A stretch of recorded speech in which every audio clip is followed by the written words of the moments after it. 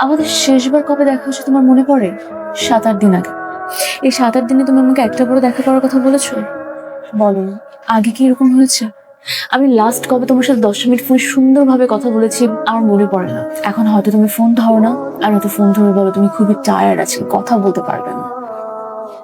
আচ্ছা, এগুলো কি সমস্যা নাকি মানে ওকে তো পেয়ে গেছি এমন কিছু? পেয়ে গেলে কি অবহেলা করতে হবে? ইন্টারেস্ট কমে যাবে? এমন কোনো কিছুই না। কতদিন হলো আমি নতুন চাকরিতে জয়েন করেছি, নতুন কাজ, নতুন পরিবেশ, সবকিছু মিলে না ভীষণ চাপে আছে। আমি না কোনো কিছু বুঝে উঠতে পারছি না। আমার জায়গায় না থাকলে না তুমি ঠিক বুঝবে না। হ্যালো, আপনি কোথায়? জি আমি লাঞ্চ করতে এসেছিলাম।